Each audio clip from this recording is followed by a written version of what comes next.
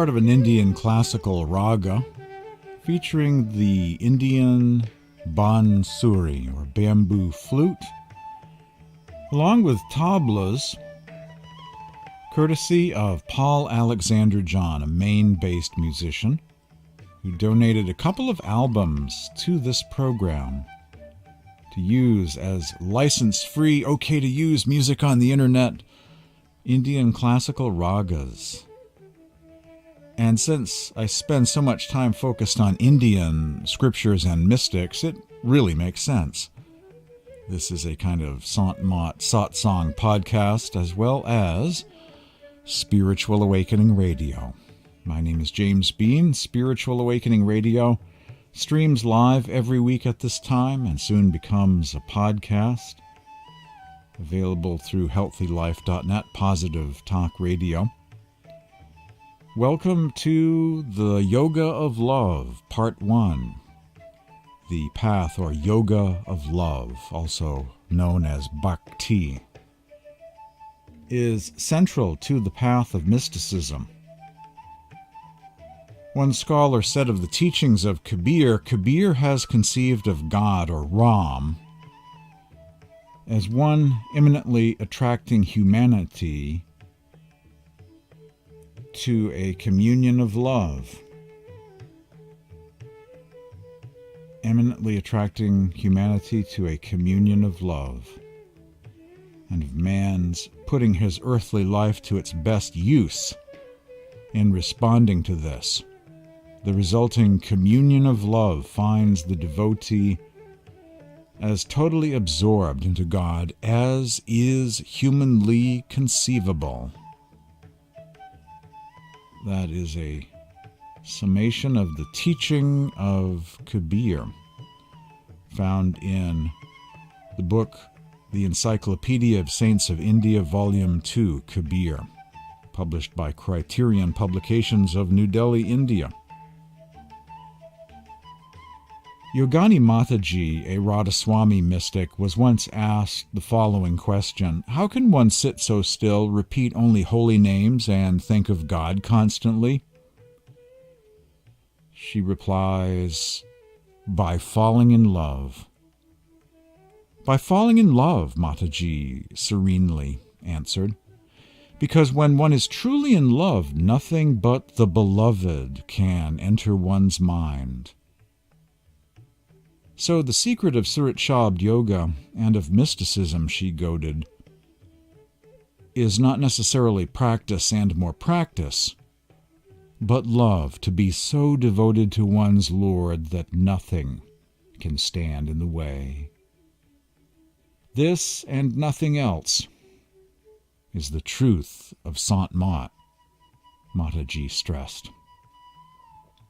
Sant Mat, a term that means the teachings of the saints, referring to that galaxy of classic Sants of India, Kabir, Guru Nanak, Tukaram, Paltu Sahib, Tulsi Das, Tulsi Sahib, Ravidas, Mirabai, Sajobai, Dayabai. Countless are the lovers of the beloved. Countless are the saints. Countless are the Sufis, the Gnostics, the lovers of the beloved. Countless are those who have found the Supreme Being dwelling within their own souls. I know 1,000 Rumis the world needs to hear, to be soothed by the voice of the soul that speaks through them all. Hafez, Shams of Tabriz, Sarmad, Kabir, Rabia, Mirabai, Dayabai, Sajobai, Tukaram, Hazrat Sultan Bahu, Baba Farid, Guru Nanak, Darya Sahib, Tulsi Sahib, Surdas, Namdev, Ravidas or Raidas, Sant Radhasoami Sahib, Maharishi Mehi, and many more besides, up to the living present. Countless are the lovers of the beloved. I recognized long ago that by especially going out of my way to collect the mystic poetry and hymns of the classic Sants of India is a great way to get to know the true, real, genuine teachings of Sant Mat. These hymns, these mystic verses, set a great example of what real prayer is like, what real hymn singing or praise is like. And all of the teachings are embedded in those hymns and mystic poems, delivered in a way that does some justice, provides some eloquence to the grand nature of this path. I would say it helped me stay on the path, in fact, by having this real Sant Mat, this real, genuine, classic approach, putting it all into poetry, representing the teachings in a pure form. I think that I found to be much more compelling, convincing, soul-stirring than the more esoteric guts of the motherboard of the cosmos kind of approach of yugas and chakras and subtle bodies and mechanics, sketches and diagrams. That's very useful. That's very useful. But it's really love for the beloved that is the true motivation and power, the right spirit to approach the spiritual path. There are 5 levels of Bhakti. This is actually from a new book, Living Words by Swami Vyasanand Ji Maharaj, in his Kindle ebook called The Inward Journey of the Soul, or Chalhansa Nijdesh. The path of love, the way of Bhakti, 5 levels of devotion. Number 1, not a genuine kind of love. The mind is always contemplating matters of mundane attainments, but with the body outwardly, some virtuous deeds are done by this kind of soul. Even though it is of the lowest kind, with sporadic acts of service or seva, the mind will eventually turn to God. So this is the lowest level of bhakti. Some stirrings of awakening, some sense of good deeds, some sense of an awareness that there is something more, even if one isn't fully committed to it yet. But there is this awakening, a kind of turning in the right direction, at least, a beginning, an inkling. 2, the body is involved in spiritual acts, and there is an effort on the devotee's part to attach the mind to God. So the beginnings of meditation practice and the beginnings of an attempt to change one's life. 3, both the mind and the body are engaged in meditation. However, due to material attachments, the devotee's mind becomes distracted and is engaged in immoral acts. Upon realization of this deviation, the devotee immediately recognizes the error and seeks to correct it.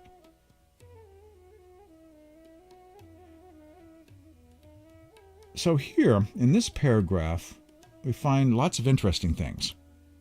The body, as well as the mind, are part of the equation of meditation. There is some meditation, some exploration of the world of within, but there's also distractions and temptations going on. And that's part of it too. Life is a work in progress. Those who feel that they have to be perfect before they learn meditation, that's even worse, right? That's not even at level 3. That's someplace less not at the same level. So it's a work in progress, and this is an interesting way of looking at it as a process of transformation. And this is how it is for people. This is part of the journey. There is a stage when someone is both tasting something of within, but is still tempted and distracted without. But if they are the introspective type and getting some good teachings from somewhere, there is a realization that they are being distracted from the path, and they make steps to correct the errors and to improve their lives, change their ways. So not a matter of being perfect first in order to begin. 2.5 hours of meditation or nothing at all or nothing, kind of deal-breaking, constant deal-breaking, but a process, a work in progress, being introspective, making changes, making corrections along the way. 4, the devotee loves the Supreme Being with his mind, heart, and soul, and longs for the divine like a fish out of water yearns for water. Welcome to level 4. He does not care about food, sleep, the company of others. Hermitude, it sounds like. And does not wish for anything other than God. Sometimes in yearning for the divine, he swoons. There are many stories of saints who become unconscious, struck by divine love. True devotees become unconcerned with bodily needs and do not worry about loss or gain. They are not jealous of others' progress, nor do they worry about criticism or honor and dishonor.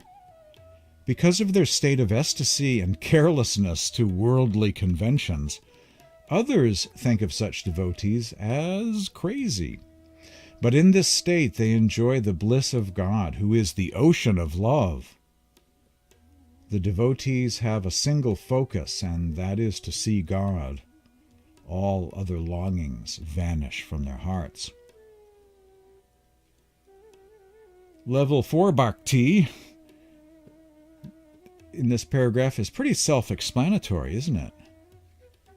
One becomes a divine gypsy, a troubadour of love, a bhakta, a premi, a devotee of the Supreme Being, and that experience, that bliss, that ecstasy, is the true temptation, distracting one away from earthly temptations. Things are reversed at this point. Instead of being distracted on the outside, trying to focus within, one is very focused within and is not so distracted from things going on in the material world of the 5 senses anymore. And level 5, the 5th stage on the path of love, the way of bhakti, the 5th level of devotion, according to Swami Vyasanand in his new Kindle Amazon ebook, The Inward Journey of the Soul. In this type of love, the devotee becomes like the beloved, or God. The soul is an inseparable part of the divine. And through devotion, it becomes divine, just as ice made up of water after melting becomes water. This kind of devotion leads to the union of the soul and the Supreme Soul, or God.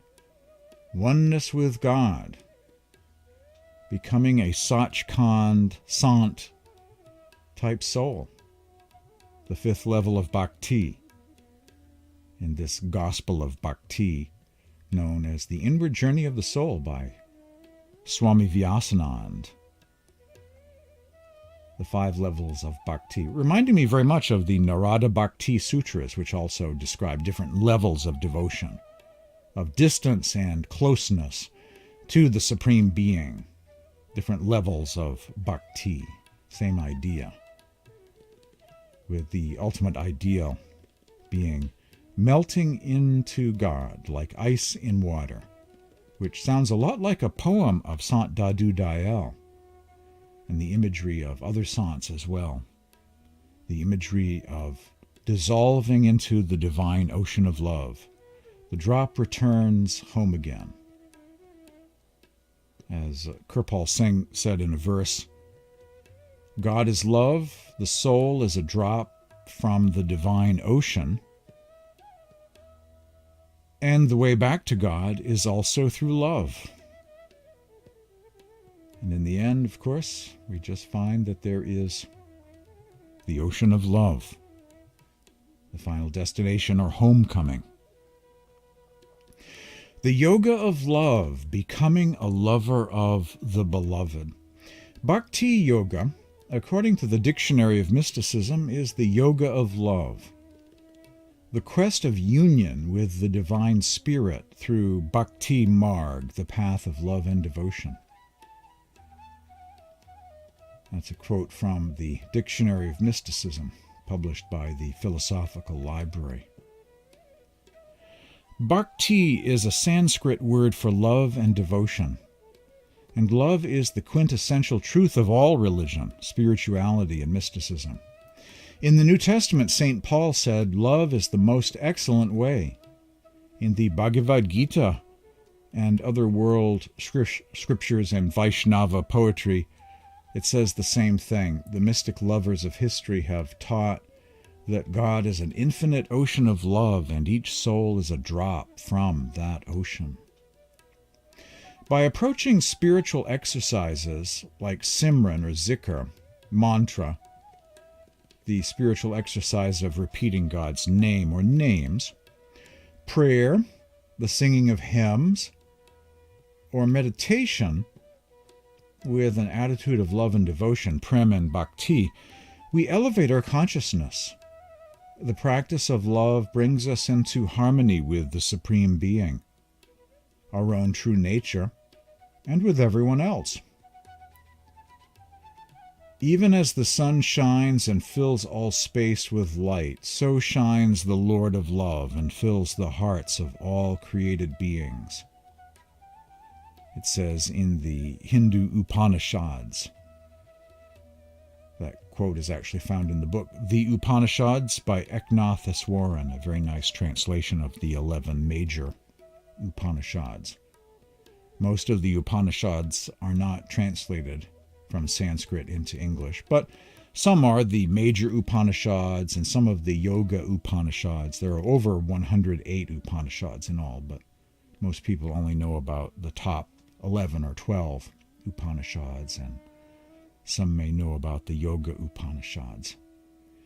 The Upanishads are sort of the Gnostic Gospels of Hinduism, a more advanced level beyond the Vedas, or where the more esoteric teachings can be found in ancient times. When you meet the Satguru, he will awaken your heart. He will tell you the secret of love and detachment, says Kabir.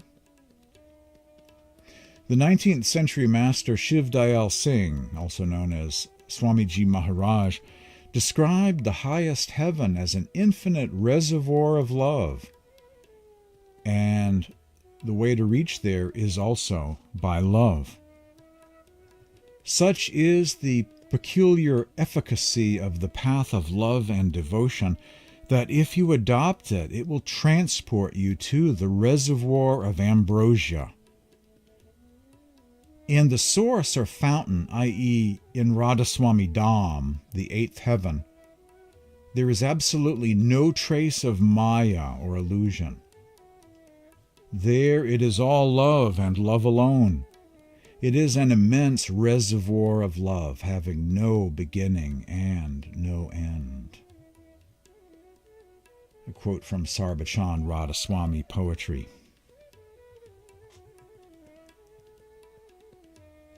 The name of the program is Spiritual Awakening Radio. This week's program is part 1 in a series called The Yoga of Love, the Path of Love, the Path of Bhakti. Stay tuned for much more after these messages.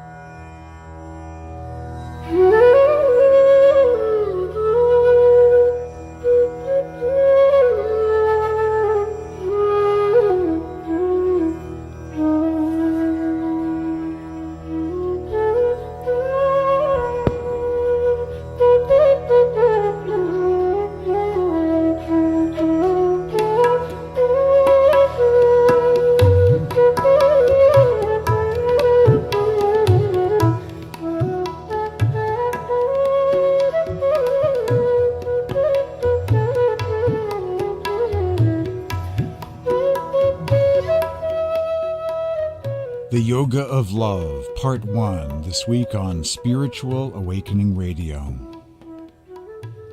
Sant Tulsi Sahib of Hathras, in his book of Shabdavali hymns, says, "Whosoever has concentrated their soul has been liberated from the fear of death.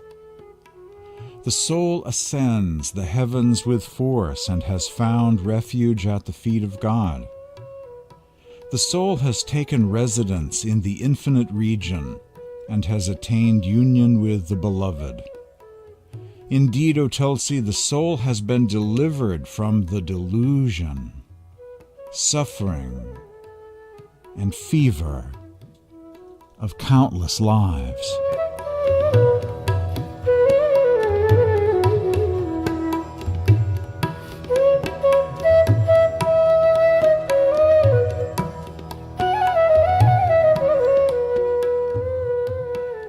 From the Love Chapter of Sant Darya Sahib of Bahar.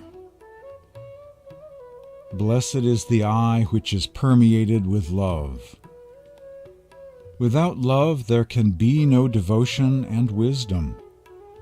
With love arisen they can be experienced with the Satguru's grace.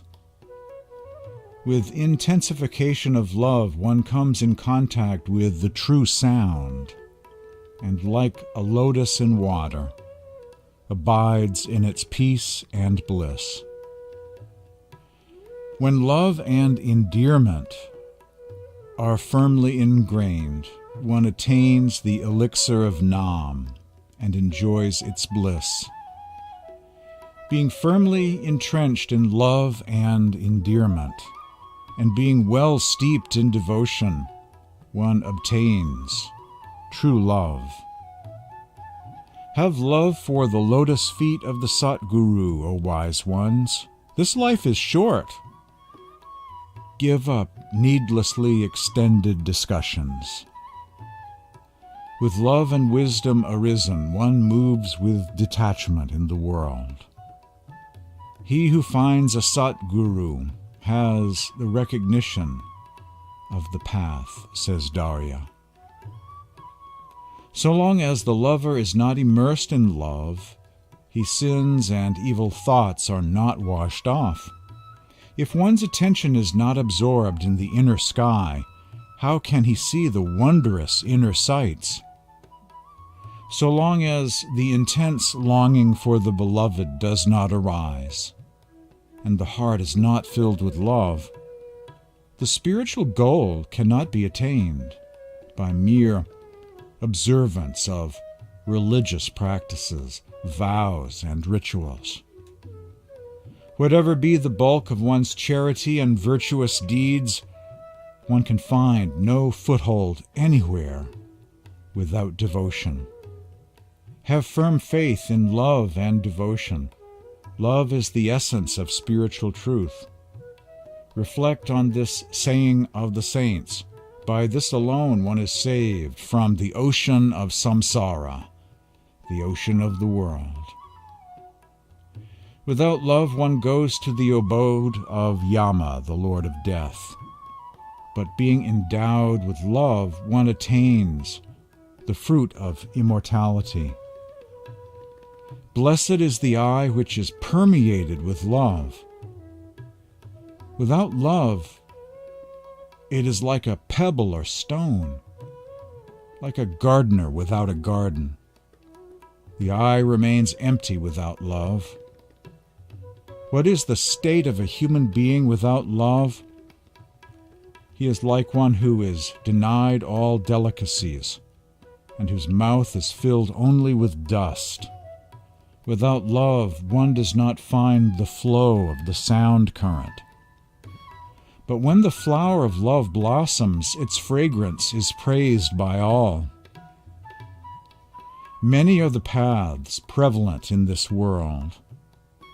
Knowing the proper wisdom, work out your own salvation. He who obtains a wise and discriminating saint recognizes the path of liberation. The technique of love is truly the root of spirituality. Follow this technique as imparted by the Master. When with his grace the inner lamp is lighted, the true Nam, the support of all, comes to sight. Just as the lotus resides in water, it does not come to bloom by water. Only when the light of the sun appears does the lotus open its petals, as the contemplative inner eye opens to see. The spiritual lotus likewise resides in the human body, which is like a pond. Its sustaining water is close to the lotus, but only when love for the Satguru arises does the inner lotus bloom, and one becomes a devotee of the Lord's holy feet.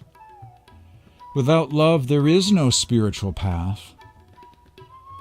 The path lives in love. With intensification of love, one comes in contact with the true sound, and like a lotus in water, abides in its peace and bliss. When love and endearment are firmly ingrained, one attains the elixir of Nam and enjoys its bliss. Being firmly entrenched in love and endearment, and being well steeped in devotion, one obtains the true love.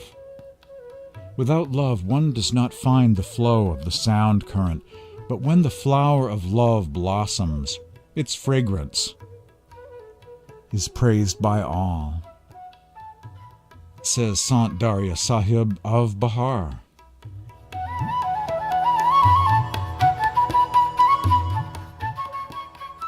More Spiritual Awakening Radio after these messages. Stay tuned.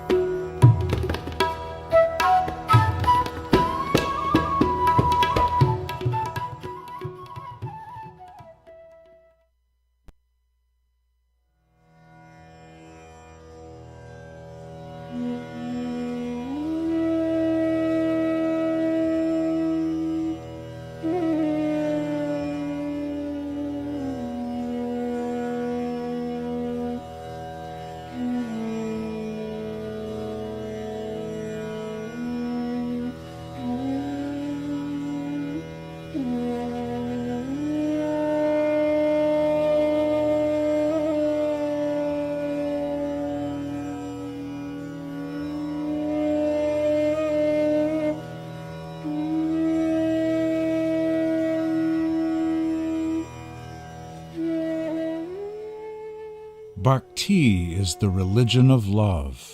It is heart-centered, focused on the cultivation of love between the soul and the oversoul, between lover and the beloved. India's Nirguna Bhakti Sants, saints devoted to the formless God of love, are madly in love with God. Their relationship with the Supreme Being is that of divine romance.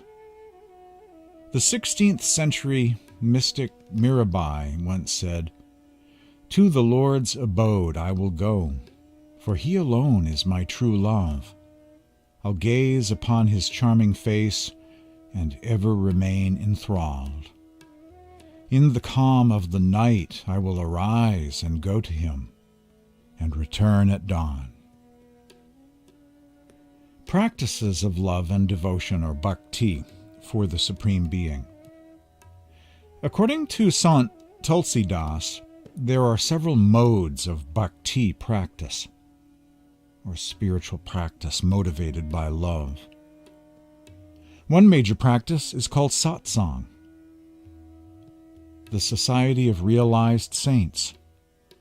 Satsang means association with eternal truth, as well as association with God, often referred to as spirit and truth. And to some extent, the word satsang is comparable to church or temple, but not in any institutional sense. a saying of Jesus preserved in the New Testament provides a good definition of satsang. Where 2 or 3 are gathered in my name, I am there in their midst.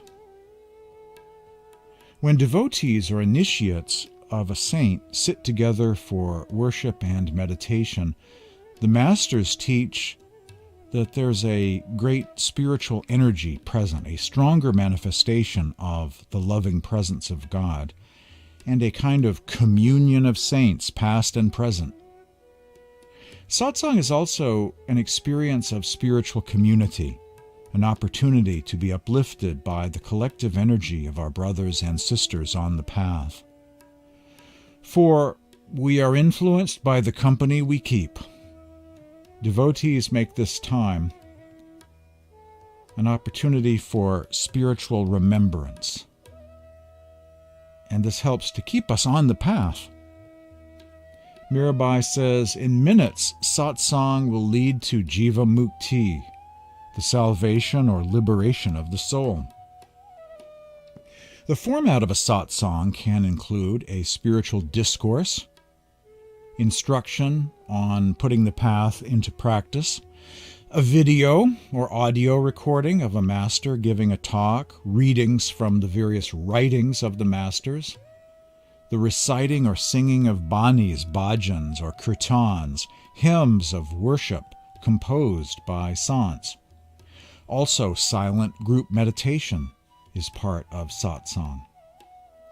It's considered the greatest of blessings if it is a master who conducts the satsang in person. The effect of satsang is that of divine remembrance. Thus, with such a spiritual boost, encouragement, and support for the spiritual journey, those who go to satsang are much more likely to stay on the path and put effort into their own daily spiritual practice at home. Thus will the life of the bhakta, the lover or devotee satsangi disciple, become more and more God-intoxicated by imbibing the spiritual wine, the nectar of divine love.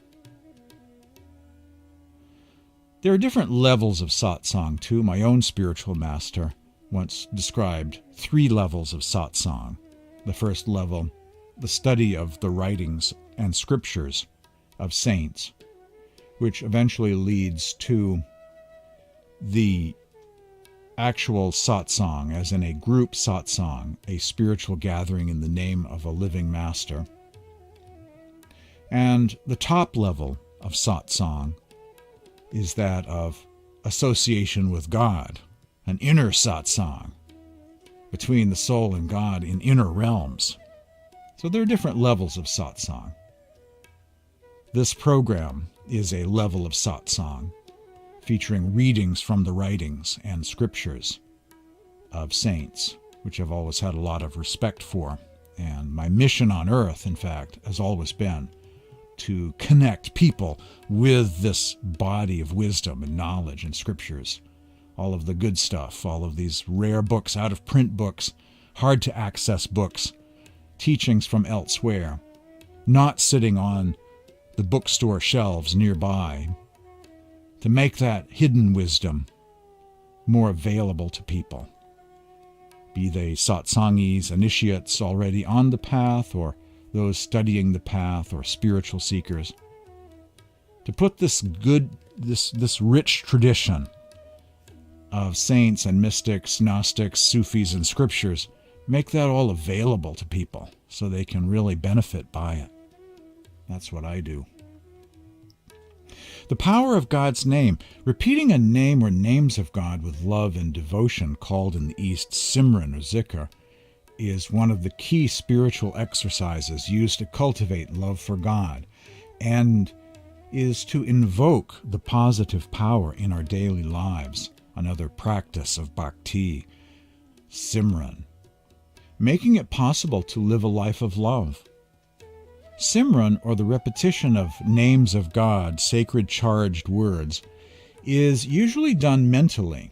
It is a mental repetition of a name of God done during meditation, as well as this practice can be done throughout available moments, throughout the day and night, as a way to remember God all of the time, to spiritualize life.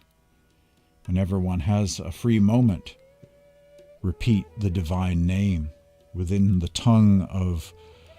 your mind, with the tongue of thought, as a spiritual exercise to stay centered, to awaken in a world of slumber, to be focused in a world of distractions.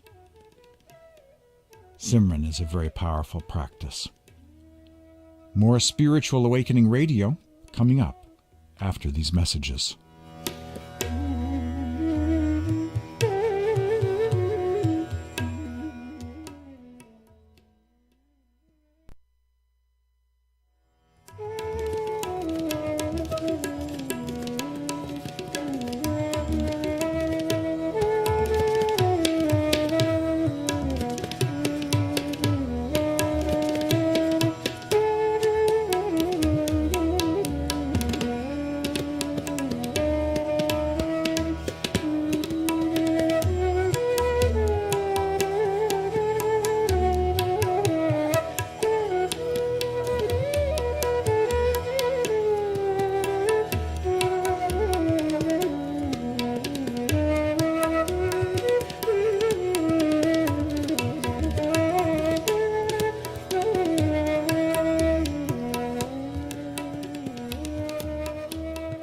Kabir says, go deeper, past thoughts into silence, past silence into stillness, past stillness into the heart.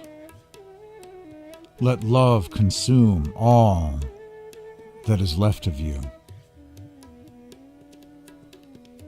Kabir says, without bhakti, without love and devotion, nobody can swim across the vast and deep ocean of this samsara, this world of changes.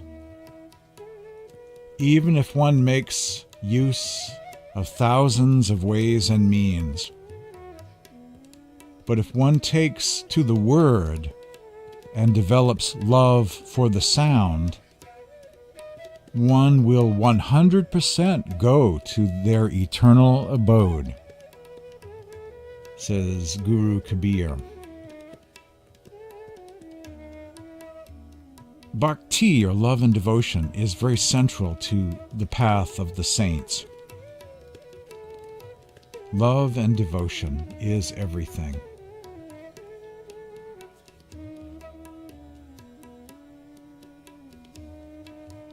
One of the spiritual teachings that one receives at the time of their initiation by a living master is simran, the repetition of special names of God.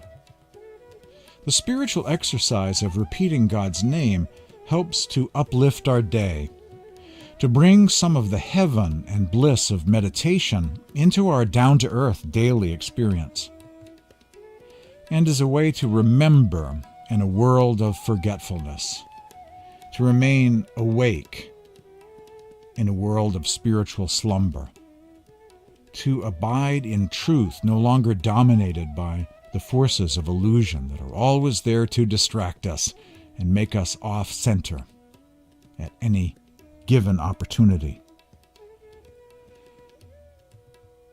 Through this spiritual exercise of simran, the repetition of spiritually charged names of God given to us by our living master, we can be who we really are wherever we go. We can recenter whenever we are distracted. We have a spiritual exercise that we can practice anywhere, anytime,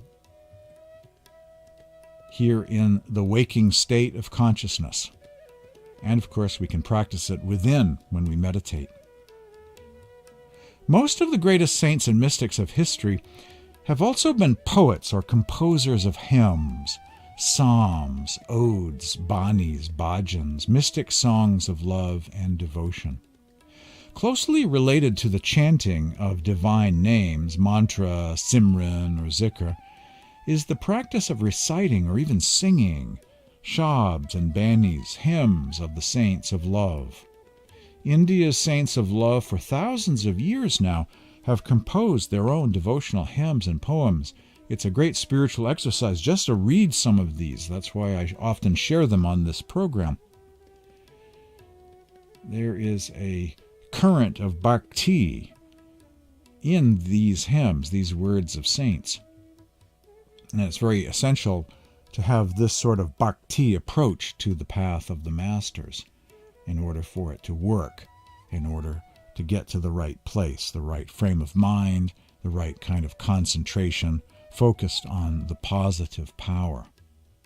India's mystics have left behind an immense treasure of devotional literature, the scriptures of Sant. If Westerners are not able to sing these hymns in their original languages, reading translations of them in itself is a spiritual exercise of great benefit. For these beautiful words carry a loving spiritual charge that helps to keep one mindful of the spiritual path, to have a correct understanding of the spiritual path, not as some sort of science of the occult esoterica, but something much more real and genuine than that, between the soul and the Supreme Being, the lover and the beloved, as well as it helps to prepare one for daily meditation practice. Babuji Maharaj of Agra used to advise his followers to recite several hymns a day, prescribing certain hymns of Swamiji Maharaj and Raisalagram, his master, to be chanted in the morning before meals and before going to bed at night. To be sure, it is indeed extremely helpful to read a couple of hymns or poems of the saints each day.